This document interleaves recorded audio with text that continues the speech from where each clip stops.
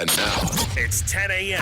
Let's just get down to it. And it's time for your sports fix. Strap yourselves in, folks. From two guys who have covered the teams you're passionate about for years. We are professionals. This is Jake Scott and Ben Anderson on 97.5 The KSL Sports Zone.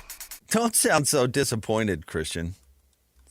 Jake and Ben, 97.5 The KSL Sports Zone. Jake Scott, Ben Anderson. Happy Thursday to everybody, however you may be listening over the air, streaming, watching on the YouTube, watching at KSLSports.com, the KSL Sports app, and to our great listeners in the future, our podcast listeners.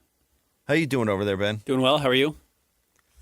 Yeah, I'm terrific. Oh, well, that's great. I'm super excited about the City Edition jerseys, let me tell you that. They did just drop. The Utah Jazz City Edition jerseys just hit the social medias. Christian was so excited, he fed us the breaking news. Ben said, oh, okay, well, I've got to do my job and get that written up. And I said, I don't care. And my response, you would have thought I insulted Christian's family. He's like, he's giving us the cue that we're up, and he's like, I guess you guys are up. If you can't get excited about the City Edition jersey, I don't even know what I'm doing here. I think they're the old Utah Jazz dark mode jerseys. The second edition, not the one that had the smooth transition. Oh, I'm sorry. I confused it for the fourth edition. The one that kind of stacked, that had the stripes, and then has the, I-15 or I-80, whichever one, the road running down. I remember it immediately. The side of this side of the jersey, but it's not black, yellow, red anymore. It's gray, and it has some light blue in it, black and gray. So, anyways, you can't describing it to you. You honestly can't hate Nike enough.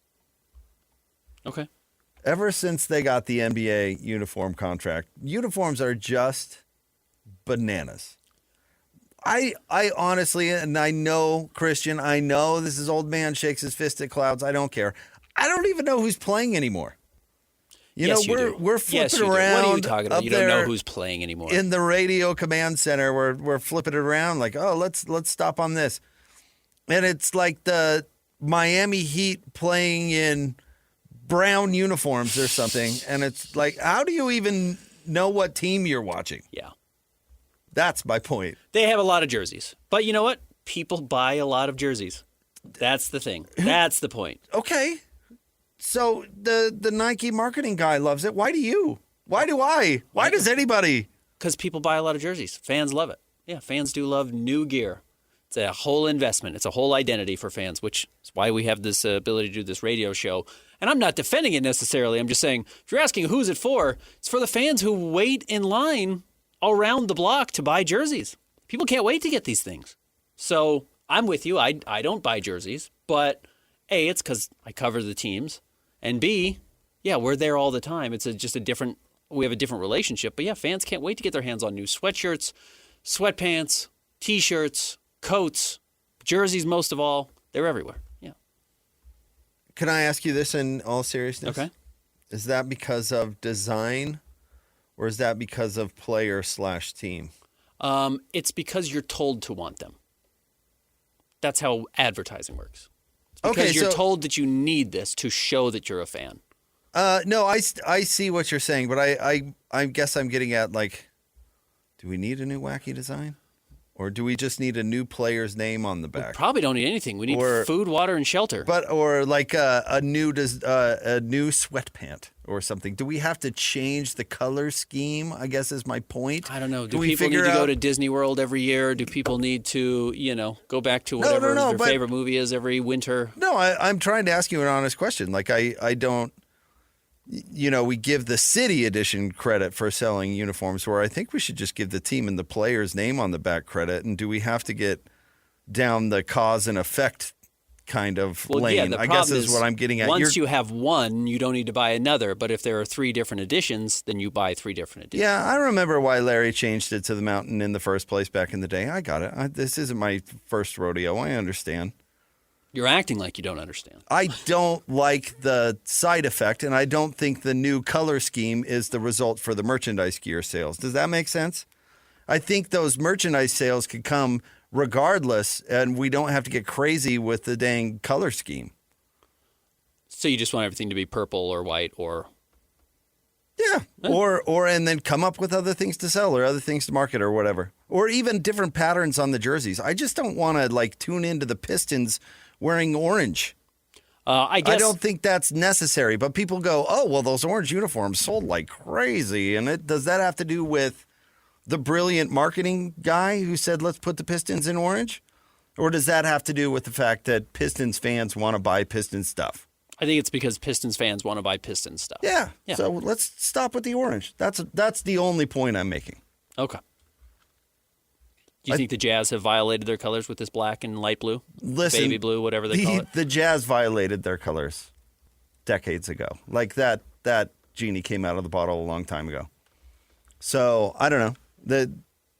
What are the Jazz's colors? I mean, in all honesty, you look at the color scheme over the last 20 years. I think it's every color in my daughter's crayon box. Right now, the Jazz's color scheme is mountain purple, midnight black, sky blue, and they don't say white, but white, obviously. I kind of like it. It kind of ties into the Mammoth, but I don't know. It's like their 25th color scheme. It is. So did fans buy the uniforms because of the 25 different color schemes, or did they buy the jerseys because they're Jazz jerseys and they want a new jersey and they want the new player's jersey and they want the new number? Yes, I think that. I kind of do too. So let's stop screwing with the colors. They sell. For whatever reason. Some people probably do buy them for the colors. Some people buy them for the team. And they say because Nike is spending whatever amount of money to get the jersey sponsorship for the NBA, says we got to find a way to recoup some of this money. And the more jerseys, the better. I just think they're paying their designer too much. Okay, it's possible. Now, usually the designer, not every team, but like the Jazz specifically, Ben Barnes is one of the best designers in the NBA, to the point where he's done rebranding for teams across every league, including other teams around the NBA. I think what people misunderstand is it's not just Ben Barnes closing a door, drawing it up, and then coming out and saying this is the scheme. It has to be approved by Nike. It has to be approved by the NBA. Obviously, it has to be approved by ownership. Like the number of checks and balances that every designer faces before a fan ever sees a jersey is insane. Sure. But the likelihood is they're paying Ben like $5 million a year, and they're like, we got to give this guy something to do. I met him. I'm not sure he's quite clearing $5 million. Like, man, we got to Ben. We're paying this guy $1 zillion. We got to figure out something. I know. Let's turn the Pistons orange, or I don't know. I'm inventing that, but I think you get my point. Yeah, I do. Like whoever they got to design the NBA Cup courts, like that guy was just somebody making $1 zillion that they had to find something for Barry to do. Yeah. He's just hanging out in a cubicle. Let him design the floors. Yeah. It's the CIA job where they just tell you everything. I just you know don't have to do all anything. the secrets. I want that job. But I yeah. have no responsibility with it at all. 100%. Yeah. It's got to be the manager of the vault, you know. Sure. That's what I was getting at. Yeah. How did we get there? It was the Red Rock inspired jersey. Sorry if you're a Jazz fan. The Red Rock ones that again had the color gradient from yellow to black at the bottom of the shorts before the final dark mode jersey. It's the same jersey. It's just they've changed the colors. The funny part about that, right, was that it has Moab on there or something, or that's where the road leaves, and the fine folks of Moab, Utah, are Denver Nuggets fans. Are they? Yeah, there was a survey that said the people. Well, Denver it also came out. I guess the Jazz were pretty good at that point. Denver hadn't quite won a title, but yeah. No, they were big mellow people. Oh, okay. I don't know. They were just there was a story about that they were big Nuggets fans. Yeah. Ungrateful for being part of the uniform. That's all. What color scheme do you associate with Darren Williams? Light blue. John and Carl. Purple and white, whether that's the mountains or whether that's the Mardi Gras. See, you got to pick between the two because No, I don't. that's the great I controversy. absolutely don't have to at all. No, but that's the great controversy. Is it? Because John and Carl did their winning in the Purple Mountains, right? And then after their career, Carl actually made like a statement about it as a retirement. And he's like, at his retirement meandering press conference, where he said, when it goes in into the rafters, it's going to be the Mardi Gras colors. He said, Larry, it's going to be the Mardi Gras colors. He was very Adamant about that. So That's why I wonder how people remember, because he played the vast majority of his career in the Mardi Gras colors, but they went to the finals with the Mountain. I think he won his 2 MVPs in the Mountain. Right. So how you remember those guys in what jersey, I think, is actually a pretty interesting thing. I bet most people remember the Mountain, which is the reason. Sure. Which is the reason it's back, by the way. Yeah, it's when they had their greatest success. It's when fans across the country saw them at their highest. So yeah, of course. All right, we can move on to the game, but that's why all this stuff is very silly to me. But yeah, new confusing uniform. Do you like it? Yeah, it looks fine. Again, I'm not a huge jersey guy. I notoriously did like the yellow and the black jerseys. Me and Lowry Markkinen were the only people who liked the yellow jersey, apparently. I have not really liked their white jerseys. I like this year's white jersey. I have not liked their white ones for the last few years, but yeah, I think they're fine, and it's a jersey. People hated black and copper. Now people want the black and copper back. People hated the light blue when it came out. Now people want the light blue back. People hated the mountains when they came out. Now the mountains are everything. I know. So I predicted all of that. Yeah. I said some hipster a few years from now is going to say, I want the black and yellow. Yeah, they are. And everybody hated that. Yep. They're probably already out there. It'll be fine. All right. The game last night was interesting. It was more interesting, honestly, than it had a right to be. Does that make any sense? Mm-hmm. It was one of those roller coaster kind of things where the Jazz were really good and they were really bad, and then they were worse, and then they were kind of good. And it ended up in a 2-point game in a very long game with an incredible amount of free throws. Yeah, it did end up being a long game, and the free throws are probably one of the signs of growth for the Jazz, specifically Keontae George. And we can get into exactly what happened. And the big story is that Will Hardy had his annual play hard and pass rant after the game. He does this only game 4. He does this every year at some point. Mm-hmm. Yeah, his first year it was 17 or 18 games of the season, and second year it was, I think, a little bit sooner than that. Also, if I remember correctly, against the Portland Trailblazers. Well, he did it 2 games in a row. They lost by like 50 to Dallas. That was the masterpiece of dog you know ass. what, yeah. And then the next night they got blitzed by Portland. That was a masterpiece of dog shit. And then it was play hard and pass. Yeah. This was, if you don't play defense, you're not going to play. Now, I totally get what he's saying, and you can watch him in the games. He's yelling at everybody coming off the floor right now. He has never been more demonstrative on the court than he is this season. And we're only 4 games in, but he is jumping on people. I'm sure he's excited to be allowed to coach. As soon as they walk off the court. Some of it is a little funny to me because it's like, yeah, well, there's been 3 straight years of no defense, basically no punishment for not playing defense, not drafting players that are known for their defense, with a few exceptions. But it has not been something that's been a focus for the team, or apparently the front office seemingly, for some time. And now all of a sudden over the first 4 games, it's a priority. And if you're not doing it, all hell's going to break loose. Well, you're playing Lowry Markkinen, who's a truly terrible defensive player. You're playing Kyle Filipowski, who's not a good defensive player. You're playing Keontae George, who until this year has been maybe the worst defensive player in the NBA. Now, credit Keontae, he is really busting his butt out there. He's really playing hard on that end. Svi tries hard. He's better than the rest of those guys I've mentioned. And Walker's fine. He just catches so many strays of guys, as Will Hardy said, driving in straight lines right at him, that he really doesn't have any chance. But, yeah, if you want to be a good defensive team, you got to play your good defensive players. And right now, Taylor Hendricks doesn't start, and Ace Bailey at least has the ability to bend his hips, which I don't think Kyle Filipowski or Lowry Markkinen do. And he's playing 15 minutes a night, and he's a rookie. I'm not pretending he's a great defensive player right now, but he's not on the court. Cody Williams didn't get any run this season outside of 2 minutes before the fourth quarter last night. And Elijah Harkless is an afterthought, despite the fact that he's a truly plus defender in the NBA. So while I totally acknowledge what Will is saying, and I agree the Jazz at some point have to start playing defense, are you going to play your good defensive players or aren't you? Because that's the simple solution. You're not going to scheme bad defensive players into a good defense. I don't know what to tell you. Can I throw a theory at you? Because I do. I have a theory. I understand. Because if he actually meant that, he wouldn't really play Lowry. Right. So I get why people pick that apart. And bear with me for a second. Ben, why do you ask your kids to clean the house? It's not because they're going to do a good job. They're not going to do a spectacular job. I'm going to do a better job. That's not why you're asking them to clean the house. Right. No, you're setting the tone in your house, and I'm trying to do this with my girls too, that we're going to be responsible for doing the hard things. There are some hard things around the house, and you are going to be responsible for them. And you're not going to be able to get away with doing a half-hearted effort, even though I know that you're still going to not be great at cleaning the house. What I'm doing is setting a tone. It has very little to do with the house, and has very much to do with the greater habits in life that make people successful. But the kids are going to fall in line, and they're going to do the hard thing.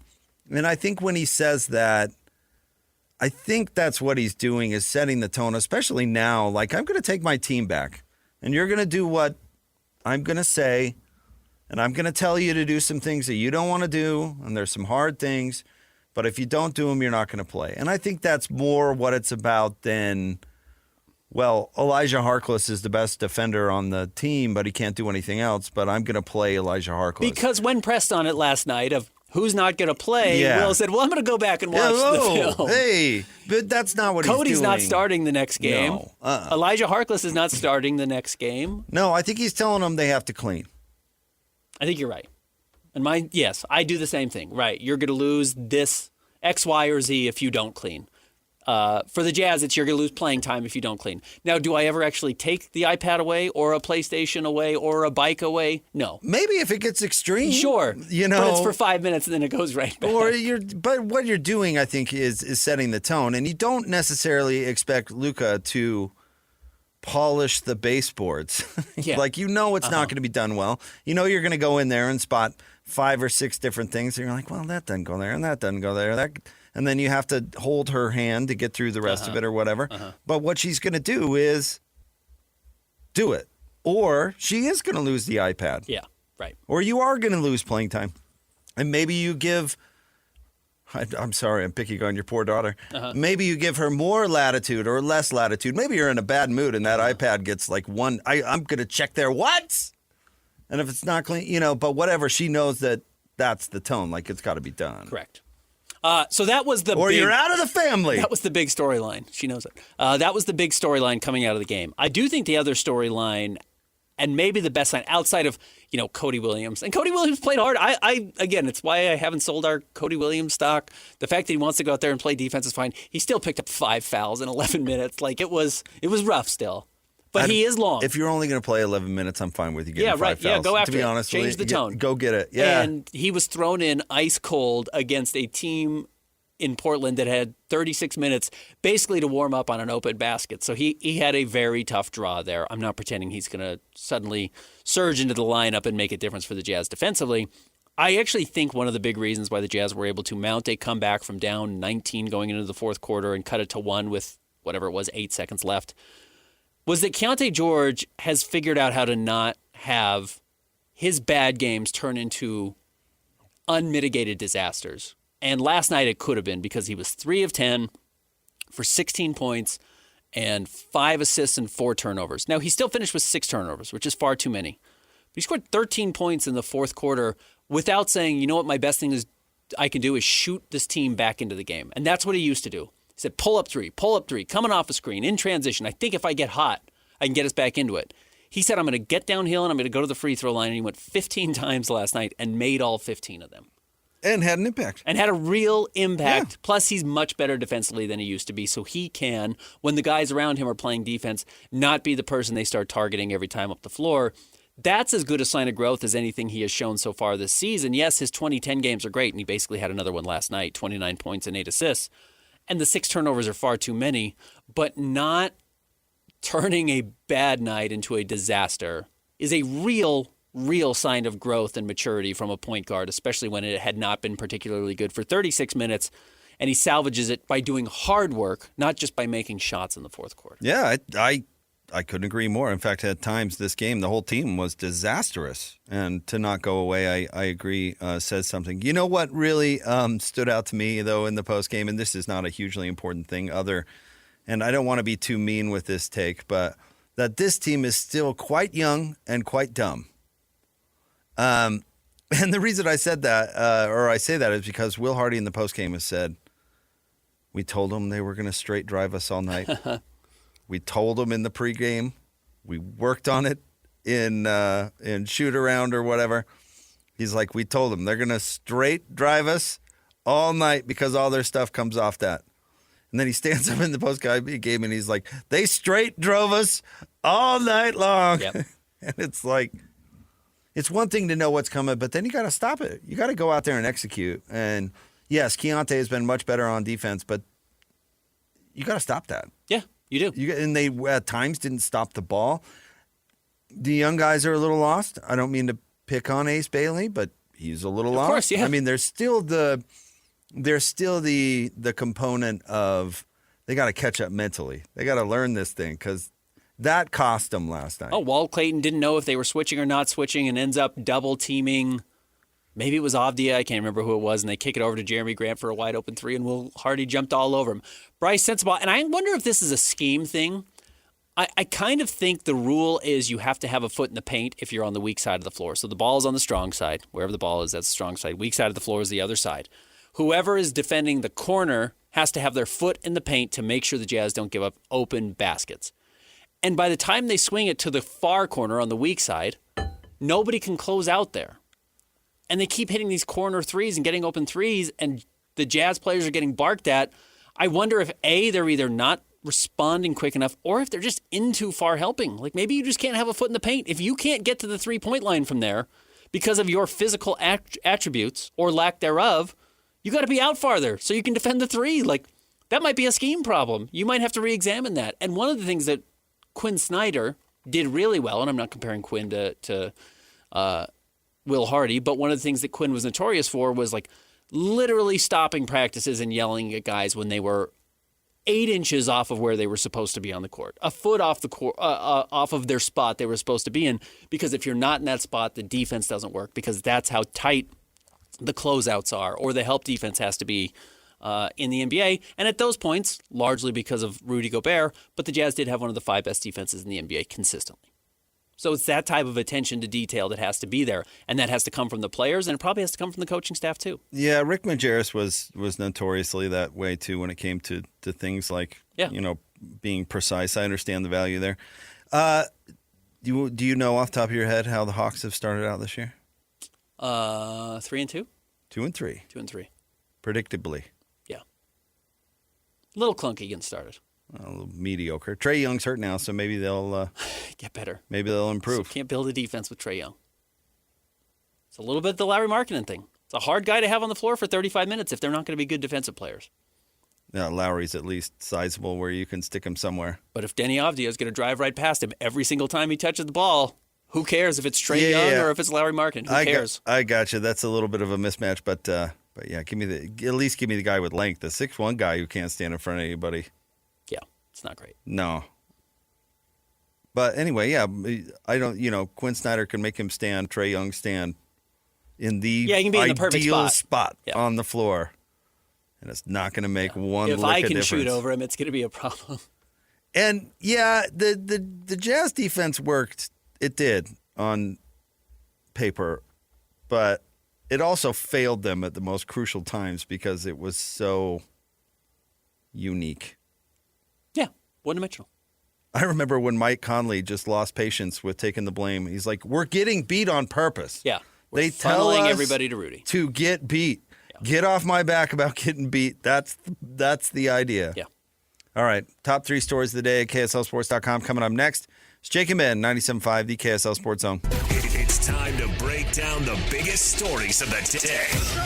This is the top 3 stories of the day on KSLSports.com. 97.5, the KSL Sports Zone. Jake and Ben, 97.5, the KSL Sports Zone. Hey, we're going to hook you up with tickets to Saturday's Utah-Cincinnati game. Hot ticket. Tune in Friday every hour for the Utah keyword. When you hear one, you want to text it to 57500, 57500 for your chance to win. More keywords. The more keywords you catch, the better your chances to win. Find all the details at KSLSports.com. Utah-Cincinnati tickets all day Friday. Listen all day long. Time for the top 3 stories of the day. KSLSports.com, brought to you by J. Brooks Jewelers. 2 locations to serve you, one on Winchester Street across from Fashion Place Mall, the other at Traverse Mountain in Lehigh. Thanks a lot, Lloyd. I just did a read from like 6 months ago because you're distracting me. Christian, where are we starting today? Number 1, according to Matt Zenitz, Devon Dampier is expected to start versus Cincinnati. Well, you can't trust Kyle Whittingham and his injury reports, so I guess we don't know yet, and I mean that somewhat half-heartedly. Was it Pete Thamel who reported that Dampier had been upgraded to probable? Yeah, who updated that Friday night? Because all Wednesday it it had been, I think you're probably right, and then he didn't play. This is the right move. I think if Devon Dampier is ready to go, Devon Dampier has, lost 2 games as a starter for Utah. They are against the better teams in the Big 12, and maybe Cincinnati's in that conversation as well. I don't believe they are. I know you think they're the front runners for the national championship right now, but my Bearcats? Yeah, your Bearcats. Oh yeah, it's them and everybody else. But yeah, this is the right move. You're at home. Devon Dampier's been consistent. I thought Bird Ficklin played quite well on last Saturday night, but you dance with who brung you, and right now I don't think Devon Dampier's done anything certainly to lose his job. Now look, if in the first quarter he's not moving the ball well, or he can't run, or it's clear his ankle's still taped and it's preventing him, go to Bird. I don't think you need to give Devon Dampier a super long leash, but I don't know if he's done anything to lose his job. I would hope they're making the decision based on who the better quarterback is at the moment. I mean, that was really my point yesterday that I was trying to get to. You know, if all things are even, what do you prioritize? What do you value if you're, if you were planning the strategy for the University of Utah? So if Dampier is the better quarterback at the moment, then go with that guy. Yeah. But I mean, don't dance around it though. There's everything on the line in this game against my Bearcats. Like their conference life is on the line. You got to play for it. So if Dampier is healthy and the better quarterback at the moment, go with him. I think Bird more than represented himself well against Colorado. I do think Bird raised the bar, which is a good thing. There is somebody pushing Devon Dampier. That's a good thing. But if you're making the decision based on, I don't know, what booster paid him or something stupid, I think there's too much on the line for that kind of thing. So if you think Devon Dampier is the best quarterback right now, well, then that's the way to go. Honestly, I think this game against my Bearcats, I think the Bearcats are in trouble based on their defensive front, because I think the way to beat Utah is make them one-dimensional. I think Utah's offense is going to be able to move the ball against teams they're better than. And I know that seems obvious, but I don't know if they're better than BYU, and I don't know if they're better than Texas Tech, and so they couldn't move the ball. But I think they're better than Cincinnati, so they're going to move the ball just fine. And I don't think Cincinnati's going to be able to move it against Utah as well. Well, better where, though, I think is definitely relevant. And I think Utah is more vulnerable at some places than others. And I think it is relevant whether or not a good team like Cincinnati can exploit those weaknesses, and I just don't know that they can. Texas Tech, the whole reason they beat Utah, that game was close the whole game until the fourth quarter when the defense kind of finally gave way because they were on the field for the entire game. The whole reason that Utah lost that game was because Texas Tech was able to exploit where Utah was weak. I'm not even convinced that Texas Tech was that much of a better team than Utah, honestly. I think that's very fair. I think they were good, and they were able to stop really the only way that Utah can win, which is the danger of being a run team, for lack of a better word. And they were able to exploit it. In a different way, BYU was able to exploit some other things, but also that to a certain extent. I don't know if you want to say that BYU's defensive line won up front. I don't know if that would be how I would characterize it, where at Texas Tech I would. But Jack Kelly and other guys came up and made plays and was able to slow down what Utah wanted to do, and then Dampier, for whatever reason, couldn't make him pay. If you have the speed to catch up to Utah's running attack, you're going to be fine. Texas Tech did, and BYU did. And I don't know if anyone else does in this conference. Yeah, so if you can make Houston might. Utah doesn't play Houston. If you can make Utah throw it, they might be in trouble. Mm-hmm. And there are certain ways that you can force that issue. If they jumped on them early and scored a quick 21, well, that kind of changes the formula. But if Utah is going to get a lead and Cincinnati can't get off the field, it's going to be a really long day. And then Devon Dampier's not going to make mistakes. He's not going to throw the ball away. And then, you're in. Again, Arizona State ran into it. Colorado ran into it. If you find yourself, whether it's Dampier or Bird Ficklin, if you're not forcing turnovers or forcing Utah to throw the ball, I don't think you really stand a chance. yesterday, and then we can move on from this, and I don't know if we want to get back to it, we can. Our friend Andrew sent us a response to our conversation we were having yesterday about comparing the quarterbacks, which was a great response. I mean, it was fine, but it inspired some online chatter, and people were making it sound like by describing, or at least by me describing these guys as option quarterbacks and running quarterbacks, and that's what I would prioritize, that I'm somehow clowning them. Somebody brought up like, oh, you're making it sound like they're Army's quarterback, you know? And it's like, first of all, I graduated from Skyline High when the great Roger Dupay was there. I am a fan of the option. It is still, to this day, an extraordinarily effective offense. And yes, the best Air Force quarterbacks could sling it a little bit. And yes, the best Army went 11-1 last year. Their quarterbacks can sling it a little bit. Just because you run the option does not mean you are not a talented quarterback. But it is what it is. And if you've got a quarterback that can really run it and you're running the spread option, well, that is dynamic and that should be prioritized. It's not like you know what? And Ben, for my consistency, I said the same thing about Taysom Hill at BYU. When Witt was clowning Taysom Hill like a nice run game he got going there. Mm-hmm.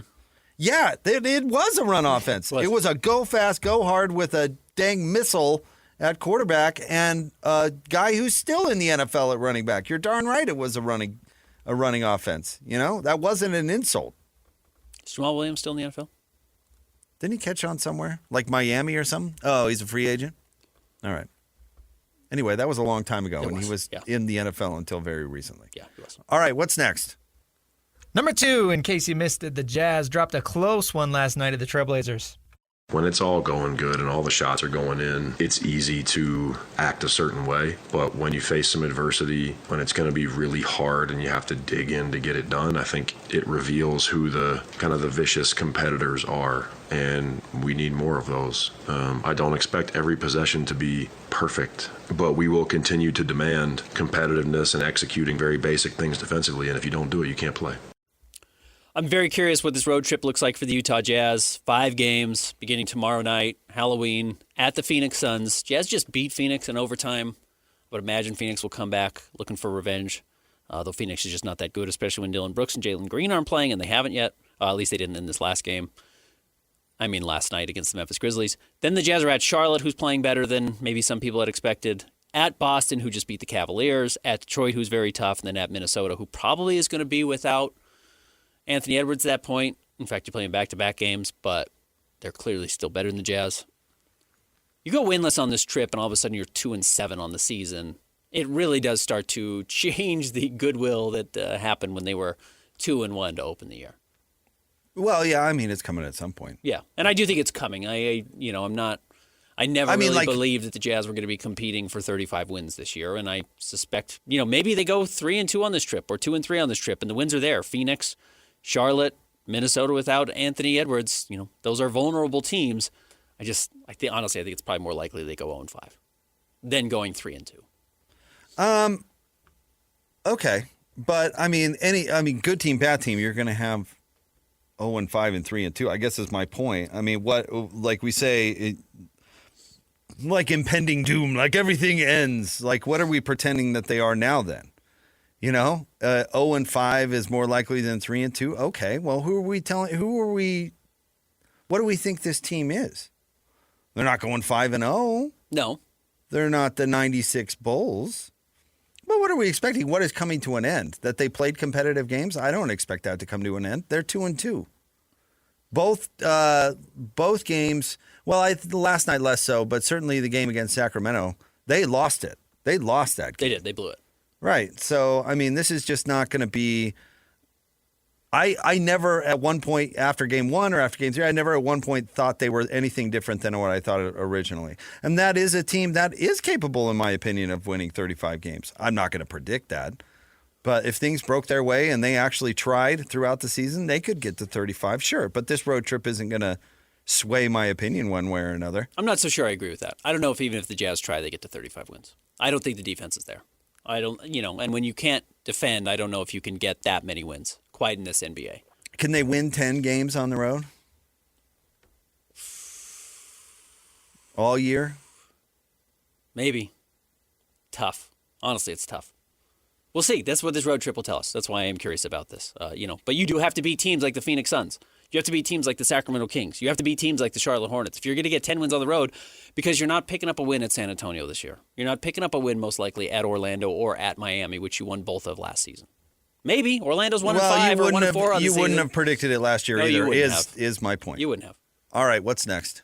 Number 3, like George C. Scott and the Rescuers Down Under, Utah State goes poaching. Did you write that?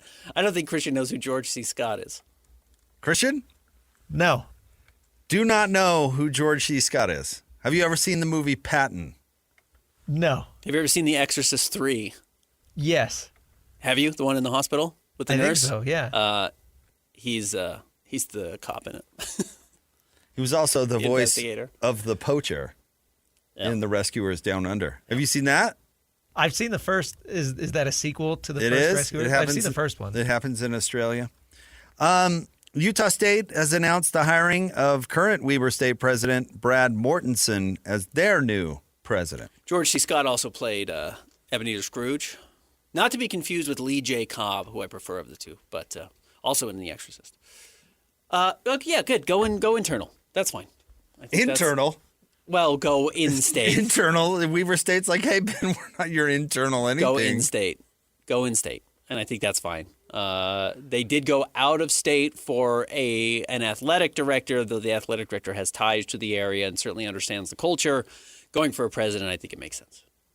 I'm sure Weber State's, probably sick of getting poached in certain areas, but super bent out of shape. I'm sure. But, knowing somebody who knows the landscape is probably a good thing. Is this enough of an outsider? Because you got to look at these things and go, do you need an outsider? Because Utah State, they've had some issues. Like maybe they need a little bit of an outsider, but yet Logan is a unique place. Yeah. So I guess I'm glad they didn't hire internally. Yeah. But anyway, they're going to have to figure out what's going on in the athletic department and, other issues with the athletic department, like getting the Department of Justice out of there, and then all the other myriad of issues that surround a university president. But I think you're starting to put good people in place. I think you're bringing in an athletic director who understands the culture. I think Bronco Mendenhall, who doesn't just understand the culture, but sets a culture onto his own. Basketball culture seems to be very good right now. Those are good steps in the right direction when we're specifically talking about sports. I thought George C. Scott would be enough of a legend that, it transcends the younger generation. Because it's not like George C. Scott was really our generation either. No, he wasn't. Right, you are the younger generation. But he didn't transcend us. He made it to us, but we obviously haven't passed him on to the Christians of the world. But if we would have said... And I don't mean of the religious belief. I mean people like Christian, our producer. But if we would have said Marlon Brando, he knows who it is. I thought more George C. Scott was more up there, you know? That's true. That's all. Not quite. I guess not. But, Christian doesn't know who Montgomery Clift is either, but that's fine. All right, stay tuned. We'll have more next. Nick Olczyk at the top of the 11 o'clock hour. Jake and Ben, 97.5, the KSL Sports Zone. Let's go! Complete game coverage of the Cougars is right here on the KSL Sports Zone. It's a much-needed off week for the Cougars as they rest up for the final stretch of the 25 season. Your home for the best coverage of Cougar football is right here on 97.5, the KSL Sports Zone.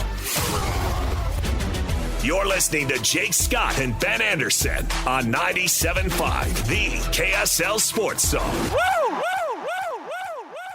Jake and Ben, 97.5, the KSL Sports Zone. Nominate the youth sports volunteer you know for the Hercules Hero of the Week. Submit your nomination at kslsports.com/contests. Listen every Thursday to JJ and Alex for the winner. Help us celebrate the efforts of those volunteers making an impact with the Hercules Hero of the Week, sponsored by Hercules First Federal Credit Union and Beehive Meals. We've got Nick Olczyk coming up top of the 11 o'clock hour. Ben, you questioned my loyalty to the country yesterday. Which I found quite offensive. But I did explain to you why I was rooting against Because you're rooting for the Blue Jays over the Dodgers. Yeah. So can I ask you a loyalty question? Sure. Have you seen in the the Dodgers subworld that they are turning Prince Harry and Meghan Markle into a bad luck charm? The Dodgers lost when Shohei pitched because they showed up. I know they were there. Yeah, and that was a thing. So Prince Harry was cheering for the Dodgers. So his old man technically is the king of Canada. Yeah. It still falls under the Yeah, United they're on Kingdom. the money, et cetera, et cetera. I mean, you could accuse me of betraying my country. Traitordom. But that's way worse, right? Come on. That's terrible. It's not terrible. Because he's a little scared of getting booed or something? I thought they left the family anyway. Yeah, but still, I mean, they're Yeah, not. maybe this is a really sticking it to dad. I'm not just sticking it to you. I'm sticking it to your whole. What do they call that? A providence? They're not a providence. What? They're an offshoot of the United Kingdom. What is it? What's that called? They fall under the umbrella. Whatever. But yeah. So you think it is nefarious? It's a middle finger to the old man. Yeah, I do. Wow, that's rough. Yeah, I can't believe we haven't seen your guy Justin Trudeau and Katy Perry all over these Blue Jays. Oh yeah, if Katie came out against the Dodgers, is she an LA person? I don't even know. Yeah, California Girls, like her huge song. Oh yeah, good point. Yeah, I of course. didn't even think about that. But now she's yeah. got to be Team Canada because she's Team Trudeau. Would she betray her country for her new love? Yeah. Like Harry betrayed his country for what's her name? Markle. Meghan? The Suits chick. Yeah. Did you find out what it's called? What is Canada? What is Canada to the UK? Providence sounds good. I don't know. They share a sovereign. Sovereign, there you go. Yeah. Because Australia is still that too, right? Yeah. So yeah, but that is betraying your country. Yeah, that's what it is. Would you betray your country if you were mad at your dad? Oh man, I'd have to be really mad at my dad, Yeah, that's what I'm saying. who has very little impact on what happens in this country. Love him to death, but yeah, Would you the things sell he says out? And does have would you very little outcome on our beautiful country we live in. Would you sell out U.S. secrets to the Portuguese because you were mad at your Just dad? mad at dad. Sure. Sure. That's be pretty really bad. mad though. That's But yeah, pretty you bad. know what? That's as bad a familial divorce as we've seen, an emancipation that we've seen in a very long time. So now he's rooting for the Dodgers. That's bad. Let's go for the Dodgers. And his dad's gonna get the last laugh, as dad usually does. Does he talk with an American accent now? Has anybody heard him lately? No. He does the Californian's voice from SNL. He thinks he's one of those guys. That would be funny. Didn't they smear the family on Oprah or something? I thought they were trying to get back in because they're broke. Oh, so yeah, you run out of money. You gotta Go back to dad. figure out what's going on. Yeah. Dad's Well, got this deep isn't gonna pockets. help. Apparently not. No. Nick Olchek is next. Good. Shout out to Blue Jays though. This is they're on the precipice of one of the most easy to celebrate wins of all time. I watched the Dodgers get humiliated from the first pitch last night. I watched the whole game, Yeah, and it was like, wow, this is great. Yeah, they were That outmatched. That Leo DiCaprio is really sad. For the Blue Jays to lose in 18 innings and bounce back and win the next two in LA is what champions are made of. That was really impressive. Nick Olchek is next, 97.5, the KSL Sports Zone.